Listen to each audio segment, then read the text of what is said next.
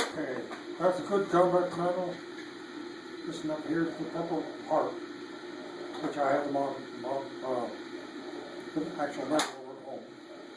That's a good combat medal, and this is the area European. There's should be 2 battle stars on it. They disappeared with my combat infantry badge, which I'm really proud of. You had to be there to earn it. Well, the Purple Heart same way. That's wounded by enemy action.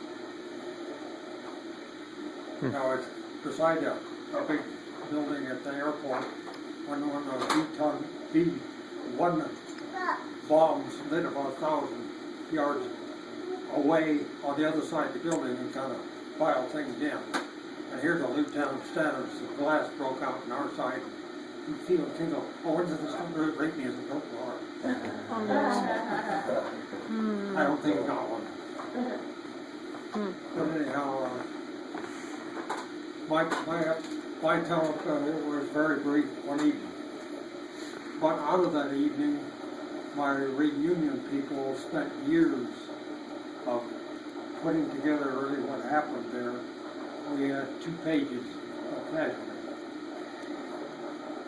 Deaths and captured.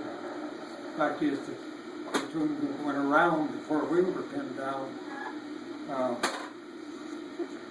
For a bunch of they were going around trying to get to the backside to relieve us, and they were captured. How many of them I don't know for sure. But anyhow, this one I heard a remark afterwards, after you've been captured, you don't waste food. They come out of that thing pretty well starved. And had some of those forced marches and whatever. Not treated very well.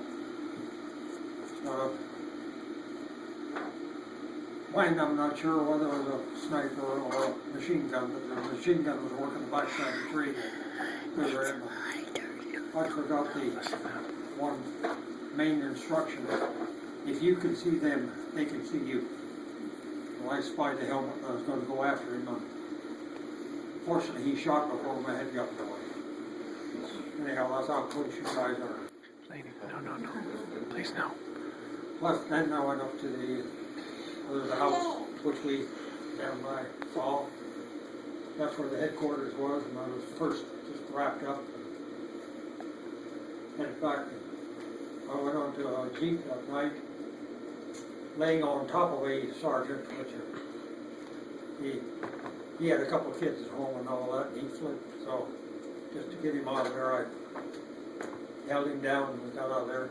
The two jeeps went out that night and left out that night, and only one made it. That was us. Okay, and then I went to Liège, Belgium. This is Christmas Eve, 44 when I was 40. And Christmas Day, I wound up in the hospital in Liège. One of the happier days of my life. I'd been in my clothes at least 2 weeks. Now later on, I was issued a pair of English ones, I think, when I left the hospital and going through the Repple Devils English wool pants. When I took them off, they were worn out. So we had the accommodations weren't too great. No. I spent a couple of days on 40 and 8. That's 40 men or 8 horses, which is about the size of a small truck. And we had the full 40 in there, and rations. And we didn't get off. You could crack the door, that's about all you could do. And I was moving from France to Belgium. Brought up in the house, and then they put our own trucks and moved us up toward the front. That was overnight and cold and rain. I do remember we stopped at one time and a lady came out with hot buttered coffee. I still remember that cup of coffee. That was on your way in, right? Layer of butter on top of it. Yeah. Anyhow. There's quite a bunch of experiences. Well, from that point, I was in England a couple of months getting this thing patched up. Then they shipped me back over to France. In the process, in Southampton Harbor, I was lined up with kind of a stair landing or something up the cruise for the night. I was supposed to be on guard duty, and the lieutenant remarked that under any situation to remain calm. About that time, the old boat took a lurch, and the lieutenant, he wasn't that calm, but somehow another boat ran into the side of us and dropped their anchor down the side. So we had to walk across that and back. And then they put us on an English ship the next day. It was just a cargo ship. I think they had, there was benches down. By the time I figured out a place to lay down for the night, the only thing left, which I claim now, I rode across the English Channel on a one before. There was a one before on top of this rifle rack, and that's where I slept. And in the morning when I woke up, you could walk on the air down there. Oh yeah, guys. That one wound up in Fontainebleau, which is south of Paris, one of France's. Fontainebleau. Yeah, that's the always corrects my pronunciation. Then I went to Anier, which there's a 2-mile racetrack there, and that was filled up with military equipment. And 4 of us were sent out, and we went from vehicle to vehicle, making sure they were roadworthy so you could ship them back up. This is while the war was still on. So that's probably more valuable there than any time. In that process, I drove everything that the Army had. That's a variety of tanks, and you name it. I take it out for little cross-country ditches and that sort of thing, see how well they ride. Now, Sherman tank, they mentioned, comes in 3 different power plants. One is a big Ford 900 cubic inch engine, which seemed to be the hottest of the bunch. A twin 6-cylinder GMC engine, and another was a 1100 horse aircraft engine. Now they drove like a cat. You just stop on track with brakes, and they're pretty simple. Anyhow, Sherman's capable of about 35 miles an hour down the road. And we had some other tanks that were really faster. One of them had a twin Cadillac engine in it, about a 20-ton tank. What kind of gas mileage did they get? Pretty bad. Yeah. 5 miles for the Oh, I gas. doubt they got 5. 5 gallons to the mile. So were you, 5 gallons a gallon. And when I left there, we were burning the inside of them off so they could scrap them. And then when the Korean War came, I saw a whole trainload of Shermans going through. What are those doing? I thought those were obsolete. We'd pick up General Grant. No, Grant was I had a little General Grant tank. It had a cable and a boom on it. That's what I changed batteries in the other tanks with. You drop it down through the hatch. Anyhow, that was my crane. I had a number of experiences there. I unloaded a Bay City crane with a over 100-foot boom on it. Pulled it off with a wrecker, which I drove generally out of their side. I've been all over Paris with a wrecker and trucks and whatever. But anyhow, it broke an inch cable trying to pull it off a lowboy. I don't know, I think it was 65-ton base. I picked up a 155 millimeter long tom gun barrel, which stood this fell up on the first 2 pads. I just chuckling up.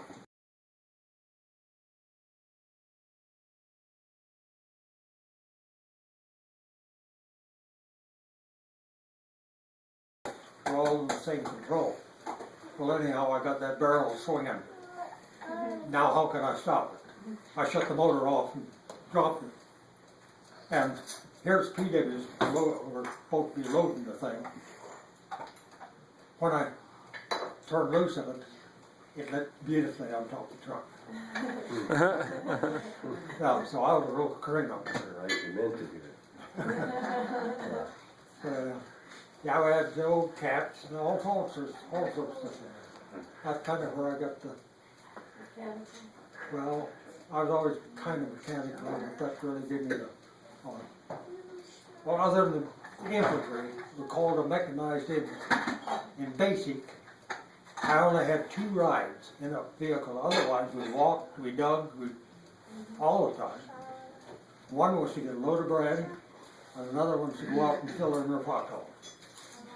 That's mechanized infantry. But we walked at least 15 miles a day, and one when we did 30 miles in 24 hours, walking back in baggage. You're pretty tired when you come over Do that, Ben? What's the question? Do that more. I asked Ben, is motorized or on foot most of the time? We use a lot of trucks. The infantry doesn't necessarily do a lot of walking as much as they used to, but they still do walk. Depends where you are. Now the paratroopers or the rangers They walk. ran, they didn't walk. Poppy Yeah, tried to show Ben where he was wounded. We walked through Yeah. quite a bit of the meadow over there, right? To try and Well, that's where that was. I finally realized, or with how things worked, with a minor wound, they took care of you pretty much on continent and threw you back up there. Mine was enough to send me to England. I went with a C-47 flown over, and I was in there a couple months. Now severely wounded, came back to the States. So, being as I was in that led to our family. Not to start it. Anything prior to that? Yep. Thank you, Poppy. Thank you. I thought that's Give some of that more a chance. chance for that too. There's more stories than I think of, but most of this has all disappeared. I figured that wasn't significant until I got back to the company. First of all, they were surprised that I was one of those that rode out that Jeep. Guys met me at the door. And about the second thing, they remembered in Kentucky, one time I tipped my hard hat. And I guess a sergeant off spied it about a haircut. How come you got hair like that? And Harry remembered it all over these years. Okay. What's the patch on your left hand, or on your left shoulder there? Left shoulder, Uh-huh. in this, No, Uh-huh. of it, higher. Above it. is that patch? Uh-huh. The Colors. red and Red, kind of lightning. Okay, that is, well, I was in the 862nd Arms HAM company, which is heavy arms maintenance in the Paris area. And that is kind of a European patch. I don't know, they didn't come under divisions or Okay. just a company, and I'm not sure what, even at the time, we never got together like we did in the, I stood out in the parade grounds with a whole division. Now that's packed in there pretty, 10,000 men or something like that. Mm-hmm. It's quite a bunch. Whereas we were never together, we were mechanics. And that's what it did. Our shops were, I first got into, well, at Fontainebleau, the guys were welding, reinforcing the tank retrievers or transports Uh-huh. for the new tank was coming in. I think a Sherman was around 35 tons, and these were coming in around 60 tons or something like that. That was a lot more of a tank. They hardly, man, showed up for it. Before it was over. More now, that's quite a tank, but, What'd you find? this, I'm not, they're just, kind of a general, all the service people. Okay. There's about 5 of those people for every person that's on the line. Oh, okay. And there are different personalities as veterans. Mm-hmm. One, we went on a tour before that had tank people and a little cross-section of the whole business. And they were not the kind I would want to necessarily trust with everything. Whereas any of my people, we went to I could trust them with my wife. And Mm-hmm. they're doctors, they're deans, engineers. Anyhow, top Yeah. classes. Yeah. Okay. Anyone else? Sam, did you have anything? Uh-oh. Hey, Dad. My